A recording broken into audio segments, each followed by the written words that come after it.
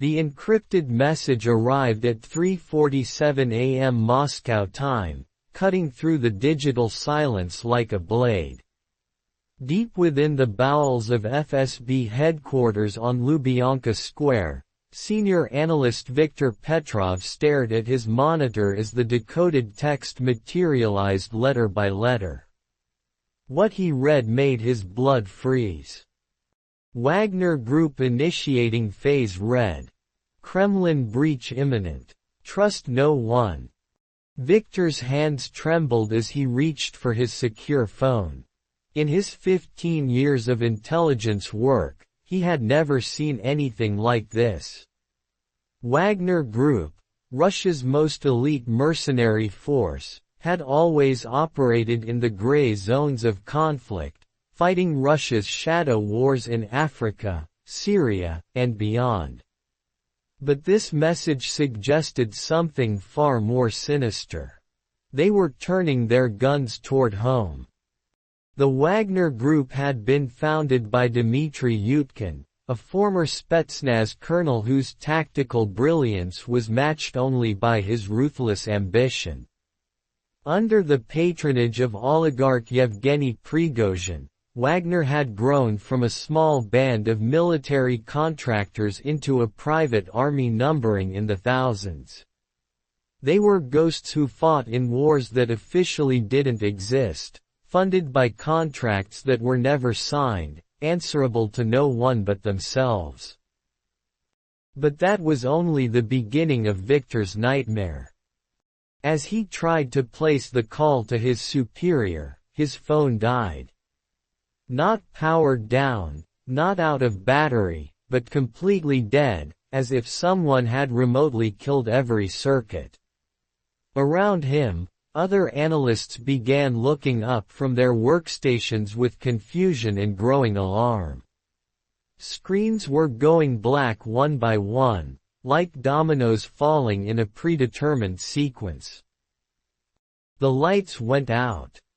Emergency power kicked in seconds later, bathing the underground facility in an eerie red glow. Viktor could hear footsteps echoing through the corridors above, but they weren't the measured steps of FSB security guards. These were military boots, moving with tactical precision. "All personnel remain at your stations," came a voice over the intercom, but it wasn't the voice of any FSB commander Viktor recognized. The accent was wrong, the cadence too controlled. "This is a routine security drill. Compliance is mandatory." Viktor knew better. In his desk drawer, beneath stacks of classified reports, he kept a Makarov pistol that hadn't seen daylight in years. His fingers found the cold metal just as his office door exploded inward. 3 men in tactical gear entered, their faces hidden behind night vision goggles. They moved like predators, weapons trained on Viktor with mechanical precision. On their shoulders, he could make out the distinctive skull insignia of Wagner Group. Senior Analyst Petrov, the lead operative, said in a voice devoid of emotion. "You're coming with us." "Under whose authority?" Viktor demanded, though his voice betrayed his fear. The operative tilted his head slightly. "The only authority that matters now." As they escorted Viktor through the corridors of FSB headquarters, he witnessed scenes that would haunt him forever. Wagner operatives had taken control of every floor, every checkpoint, every exit. FSB personnel sat at their desks with their hands visible, eyes wide with terror. This wasn't just a raid. This was a complete takeover of Russia's most secure intelligence facility. But that was only the beginning of the coup that would change everything. Viktor was brought to a conference room on the 7th floor that he had never seen before. The walls were lined with monitors displaying feeds from locations across Moscow. The Kremlin, Red Square, the Ministry of Defense, key military bases, all under surveillance in real time. At the head of the table sat a man Viktor recognized from classified files but had never seen in person. Dmitry Yutkin himself. The Wagner commander was smaller than Viktor had imagined, but his presence filled the room like a gravitational force. His eyes were the color of winter ice, and when he spoke, his voice carried the weight of absolute certainty. "Sit down, Analyst Petrov," Yutkin said without looking up from a tablet he was studying. "We have much to discuss." "I don't understand what's happening here," Viktor said, though he remained standing. "Wagner Group has no jurisdiction on Russian soil. This is treason." Yutkin finally looked up, and Viktor saw something in those pale eyes that made his stomach drop. It wasn't madness or anger. It was the calm certainty of a man who had already won. "Treason," Yutkin repeated slowly, as if tasting the word. "Tell me, Analyst Petrov, what do you call it when the leadership of a nation sends its young men to die in wars they cannot win, while the true enemies gather strength in the shadows? What do you call it when corruption rots the very foundations of the state, while those sworn to protect it look the other way?" Viktor said nothing. Around the conference table, other Wagner operatives stood in silence, their weapons at ready but not directly threatening. They were professionals, Viktor realized. This wasn't some desperate gambit by rogue mercenaries. This was a carefully planned operation that had been months, perhaps years, in the making. "You've been monitoring communications between the Kremlin and Beijing," Yutkin continued, consulting his tablet. "Specifically, discussions about territorial concessions in Siberia in exchange for economic support. Isn't that correct?" Viktor's blood went cold. Those communications were classified at the highest levels. The fact that Yutkin knew about them meant Wagner had infiltrated not just the FSB, but the highest echelons of Russian government. "I don't know what you're talking about," Viktor lied. Yutkin smiled, but there was no warmth in it. "Of course you do. You've been documenting evidence of what you believed to be negotiations that would compromise Russian sovereignty. You've been preparing a report for your superiors, warning them that certain elements within the government were willing to sell Russian territory to keep themselves in power." The tablet was turned toward Viktor, and he saw his own words displayed on the screen. Draft reports he had written but never submitted, private communications he thought were secure, analysis that he had shared with no one. Wagner hadn't just taken control of FSB headquarters. They had been watching him, and countless others, for God knew how long. "How?" Viktor whispered. "The same way we've been watching everyone who matters in this government," Yutkin replied.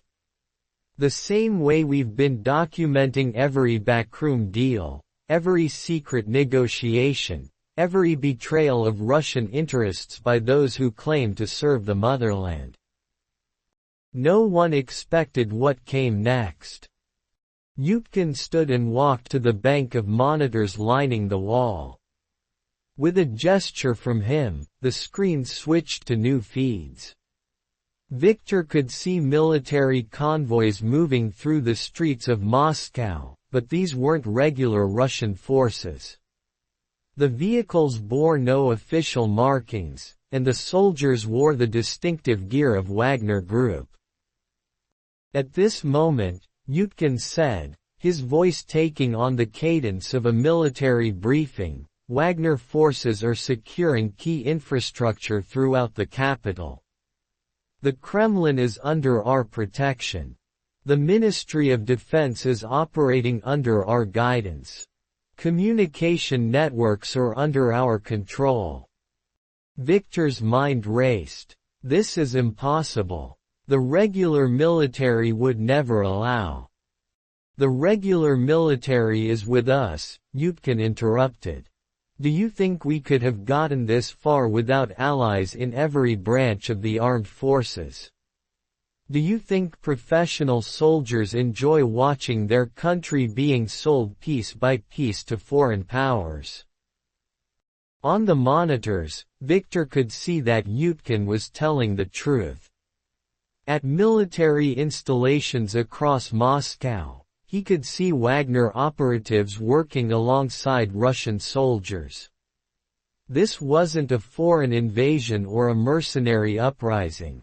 This was a military coup with support from within the very institutions sworn to defend the state. But that was only the beginning of Viktor's education in how deep the conspiracy ran. Your reports on the Beijing negotiations were very thorough, Yutkin continued, returning to his seat. But you missed the larger picture. The territorial concessions were just the beginning. There were plans to lease military bases to Chinese forces, to allow Chinese companies exclusive mining rights across Siberia, to essentially transform Russia into a client state. Viktor felt sick. Even if that were true, this isn't the way to handle it. There are legal channels, proper procedures. Legal channels. Yutkin's voice carried a note of genuine amusement. The same legal channels that have allowed corruption to flourish for decades. The same proper procedures that have been systematically subverted by those in power. The Wagner commander leaned forward, his pale eyes locked on Viktor's. Tell me, Analyst Petrov, when you discovered evidence of these negotiations, who were you planning to report to? Your immediate superior, Colonel Volkov. He's been on Beijing's payroll for 2 years. Deputy Director Kozlov. He owns property in Shanghai worth more than his official salary could buy in a lifetime. Director Fedorov himself. Half his family lives in Switzerland, and his personal accounts there contain funds that certainly didn't come from government service. Viktor's world was collapsing around him. Every name Yutkin mentioned was someone Viktor had trusted. Someone he had believed was working in Russia's interests. If Wagner had evidence of such widespread corruption, then perhaps. No, Viktor said aloud, surprising himself. I won't be manipulated into supporting this. Even if everything you're saying is true, you're still mercenaries staging a coup against the legitimate government. Yutkin nodded slowly, as if he had expected this response. Legitimate government, he repeated. Tell me about legitimacy, Analyst Petrov. Is it legitimate for leaders to enrich themselves while their people suffer? Is it legitimate to sacrifice national sovereignty for personal gain? Is it legitimate to send soldiers to die in conflicts designed to distract from domestic failures? The questions hung in the air like accusations. Viktor wanted to argue, to defend the system he had served faithfully for 15 years, but the words wouldn't come. Too much of what Yutkin was saying aligned with doubts Viktor had harbored for years but never dared to voice. You're asking me to choose between a corrupt system and a military dictatorship, Viktor finally said. No, Yutkin replied. I'm asking you to choose between a system that has already betrayed Russia and one that might save it. But that was only the beginning of the choice Viktor would have to make. The conference room door opened, and another Wagner operative entered. Viktor recognized him as Alexei Kuznetsov, a former FSB colonel who had disappeared from official records 3 years earlier. Viktor had assumed he was dead. Status report, Yutkin said without turning around. All primary objectives secured, Kuznetsov replied in a crisp military tone. Kremlin compound is under our control. Key government officials have been detained for their own protection. Foreign ministry communications have been suspended. Financial markets have been temporarily closed to prevent panic. Viktor's mind reeled. Detained for their own protection. What does that mean? Yutkin turned back to face him. It means that certain individuals who have been compromising Russian interests are now in a position where they can no longer do so. They're safe, comfortable, and very much alive. But they're no longer in a position to make decisions that affect the future of this nation. This is madness, Viktor said, but his voice lacked conviction. Everything he was hearing suggested a level of planning and coordination that went far beyond what any group of rogue mercenaries could achieve. Is it? Yutkin asked. Or is it the first rational response to an irrational situation? Let me show you something, Analyst Petrov. Yutkin activated a wall display that Viktor hadn't noticed before. A detailed map of Russia appeared, overlaid with data points and trajectory lines. Viktor studied it for several seconds before he understood what he was seeing. These are mineral extraction sites, he said slowly. Correct. And these colored zones represent areas that were to be leased to Chinese corporations under the agreements being negotiated in secret. Over 40% of Siberian territory, including the richest mineral deposits in the world. Viktor stared at the map in horror.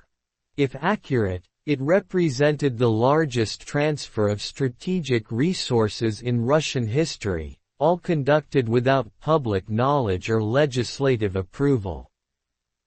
The timeline was aggressive, Yutkin continued. Full implementation within 18 months. Chinese industrial teams were already being assembled. Infrastructure contracts had been drafted. In less than 2 years, Russia would have become economically dependent on China for access to its own natural resources. The magnitude of the betrayal was staggering.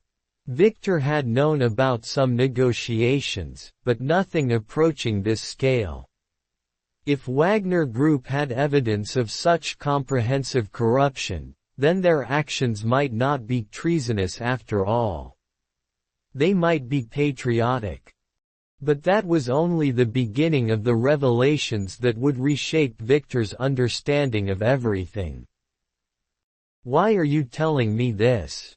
Viktor asked. What do you want from me? Yutkin stood and walked to the window overlooking Red Square. Even through the reinforced glass, they could hear the distant sound of military vehicles moving through the streets. Moscow was under martial law, though most citizens wouldn't realize it until morning. Because Russia needs competent, honest professionals to rebuild what has been corrupted, Yutkin said without turning around. Your record shows 15 years of faithful service, no evidence of personal corruption, and most importantly, the analytical skills to understand complex threats to national security. You want me to join you. I want you to serve Russia. The question is whether you believe Wagner Group represents a threat to Russia or a defense of it. Viktor looked around the room at the other operatives. They weren't the wild mercenaries he had imagined. They were professional soldiers, many of whom he now realized were former colleagues from various branches of Russian intelligence and military services. Men who had walked away from official positions to serve what they believed was a higher calling. What happens to the current government? Viktor asked. Those who have acted in Russia's interests will be restored to positions of responsibility, Yutkin replied. Those who have betrayed Russian interests will face justice through proper legal channels, once we have re-established institutions that can be trusted to deliver that justice. And you, Wagner Group, what's your endgame? For the first time since Viktor had entered the room, Yutkin smiled genuinely. Our endgame is to make ourselves unnecessary.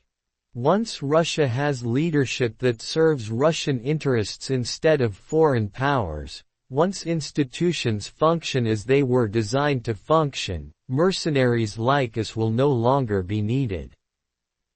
Viktor wanted to believe it, but experience had taught him to be skeptical of anyone who claimed to be seizing power for altruistic reasons. How do I know you won't simply become the next generation of corrupt leaders? You don't, Yutkin admitted. But you know what the current system has produced. You've documented it yourself. The question isn't whether you can trust us completely. The question is whether you believe Russia deserves a chance to be better than what it has become. The choice Viktor faced wasn't between good and evil. It was between known corruption and unknown possibility. Between a system that had demonstrably failed and one that might succeed. Between serving masters who had betrayed their oaths and joining men who claimed to honor theirs. But that was only the beginning of the transformation that would sweep across Russia in the following hours. Viktor made his decision. What do you need me to do? Yutkin turned from the window, and Viktor saw something new in those pale eyes. Not triumph, but relief. As if the Wagner commander had been genuinely uncertain which way Viktor would choose. Help us build a better system, Yutkin said simply. Use your analytical skills to help us identify which institutions can be salvaged and which need to be rebuilt from scratch. Help us distinguish between patriots who were trapped in a corrupt system and collaborators who profited from it. Viktor nodded slowly. And the international response? Other nations won't simply accept a military coup in Russia, regardless of the justification. Other nations will accept whatever serves their interests, Yutkin replied.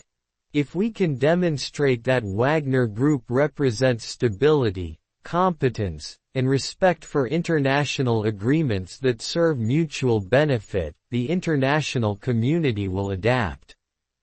They always do. Over the following hours, Viktor witnessed the most precisely executed military operation he had ever seen. Wagner forces had taken control of every critical installation in Moscow without firing a single shot. Government officials were detained so quietly that most of their staff didn't realize anything had happened until they arrived at work to find new security procedures in place. The media was managed with surgical precision.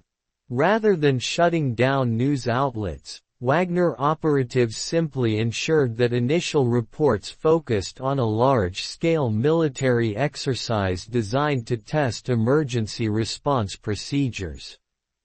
By the time the truth began to emerge, Wagner had control of the narrative and the evidence to support their actions. Most remarkably, daily life in Moscow continued with minimal disruption. Traffic flowed normally, businesses remained open, public services continued to function. To the average citizen, it appeared that the government was simply conducting more security drills than usual. But that was only the beginning of how Wagner Group would reshape the Russian state. 3 days after the coup, Viktor found himself in the Kremlin itself, working in an office that had belonged to one of the deputy ministers who was now under house arrest pending investigation. His new role was to analyze intelligence files and identify networks of corruption that had been operating within the government. What he found exceeded even his worst expectations. The Beijing negotiations that had triggered Wagner's action were just one thread in a web of agreements that would have effectively ended Russian independence. Mining rights, military basing agreements, exclusive trade deals, technology transfers, even agreements to resettle Chinese citizens in underpopulated Russian territories. The scope of the planned concessions was breathtaking. More disturbing were the personal financial arrangements that had facilitated these negotiations. Bank records showed that dozens of high-ranking officials had received payments totaling hundreds of millions of dollars from Chinese state-owned enterprises. Properties purchased in neutral countries, children educated at expensive foreign schools, medical treatments at exclusive clinics, all funded by money that ultimately traced back to Beijing. Viktor worked 18-hour days, documenting the evidence, building cases that would eventually be presented to the Russian people and the international community. The scale of the corruption was so vast that it took weeks just to map the basic structure of the networks involved. But that was only the beginning of what Viktor would discover about the depth of the betrayal. 6 weeks after the coup, Wagner Group held its first public press conference.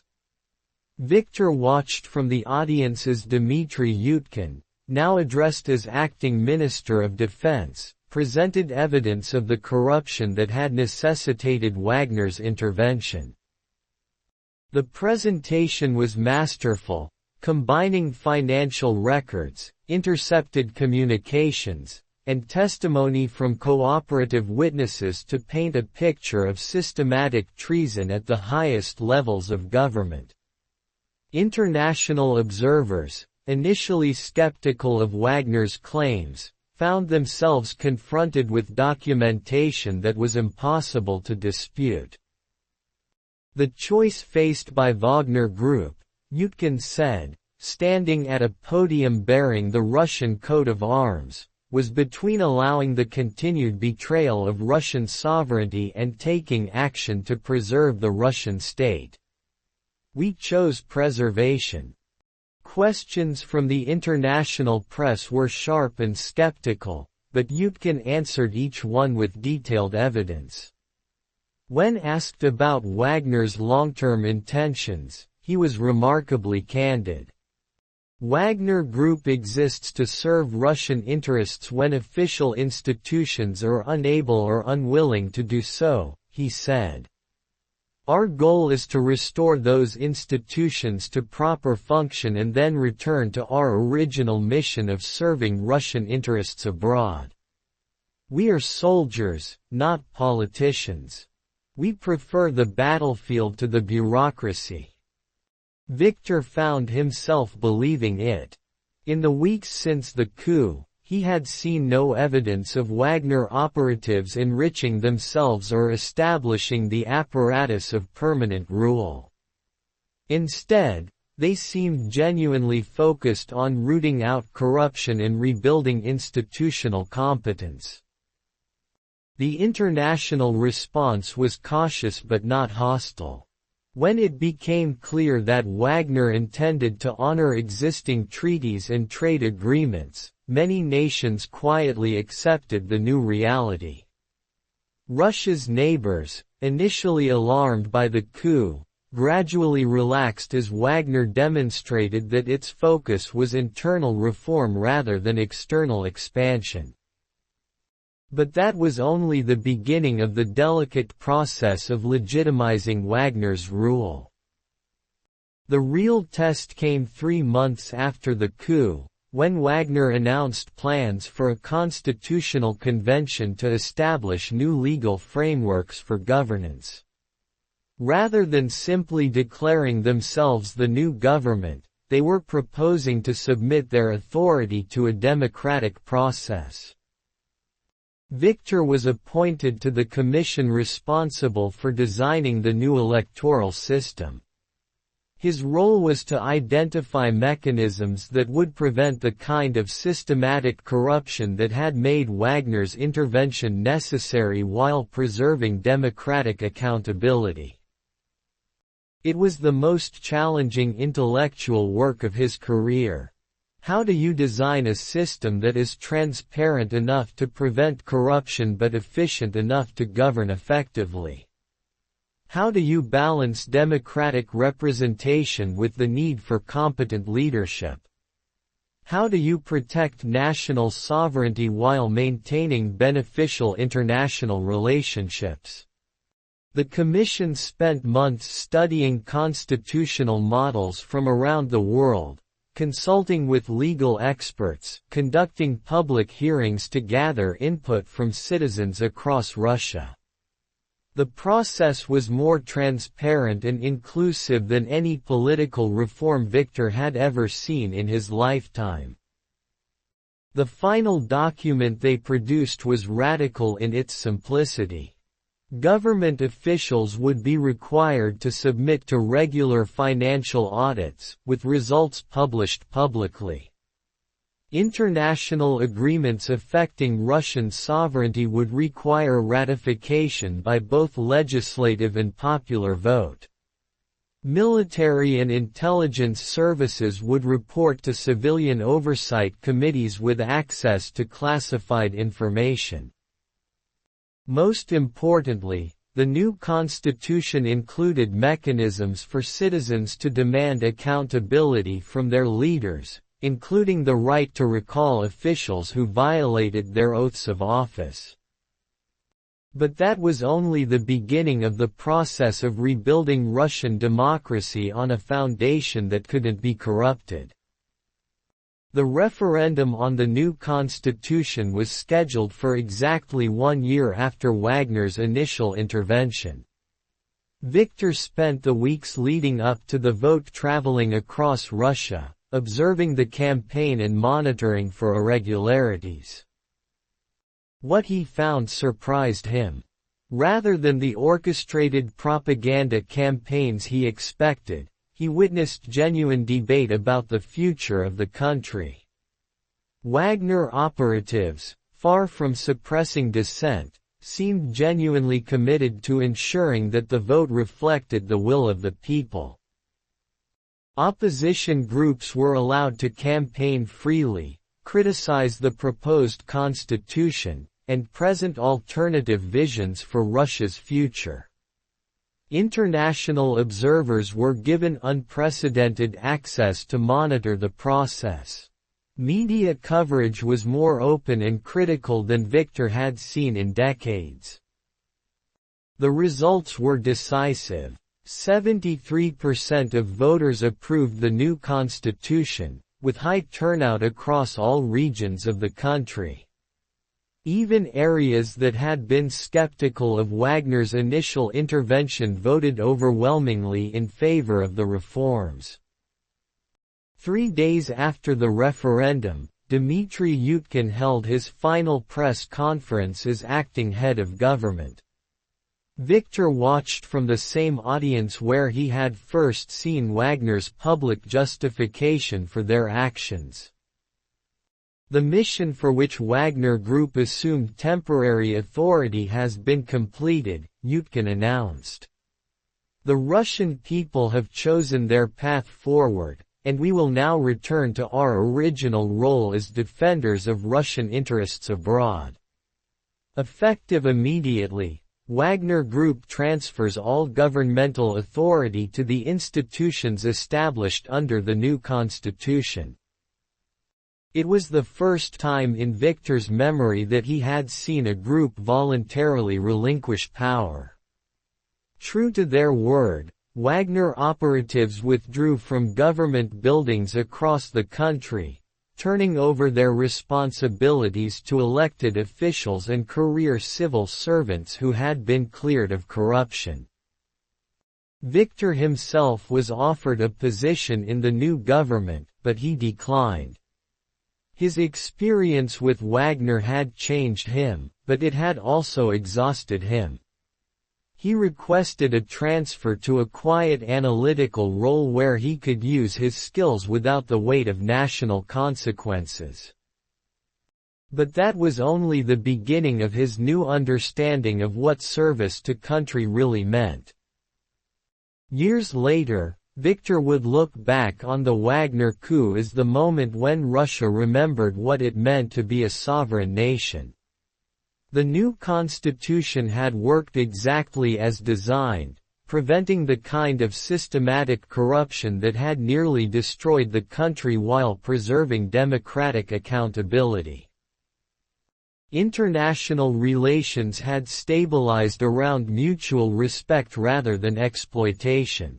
Russia's natural resources remained under Russian control, but trade relationships were more balanced and beneficial to all parties. Military tensions had decreased as Russia's neighbors gained confidence that the country was no longer governed by leaders willing to sacrifice stability for personal gain. Wagner Group had returned to its original mission, operating in conflict zones around the world where Russian interests needed protection but official military intervention would be inappropriate. Dmitry Yutkin himself had returned to the shadows, running operations that officially didn't exist in wars that were never declared.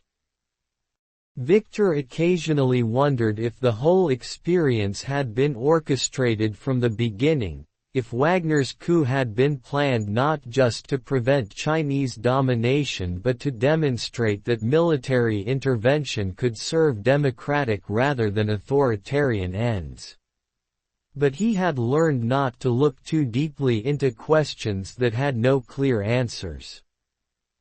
What mattered was that Russia had survived a period of existential threat and emerged stronger. The system worked, the people were served, and the country remained sovereign. Sometimes, Viktor reflected, that was enough. The encrypted message that had started it all remained classified, locked away in FSB files that would not be declassified for decades. Future historians would debate whether Wagner's intervention had been a coup or a constitutional crisis, whether it represented the breakdown of democratic norms or their ultimate validation. But Viktor knew the truth. He had been there when the choice was made between a corrupt system that served foreign interests and an uncertain future that might serve Russian ones. He had watched as men who could have seized power permanently chose instead to give it back to the people they had sworn to serve. In the end, that choice had made all the difference. Russia remained Russia, not because of the strength of its institutions, but because of the character of the men who had been willing to sacrifice everything to preserve what those institutions were meant to protect. The night the Kremlin went dark had been the beginning of a new dawn. And sometimes, Viktor thought as he reviewed his quiet intelligence reports in his quiet office, that was how the most important revolutions happened. Not with grand speeches or dramatic gestures, but with hard choices made by ordinary people who decided that their country deserved better than what it had become. If you enjoyed it, please like, share, and subscribe to FictionWire Russia. This is a fictional story created purely for entertainment.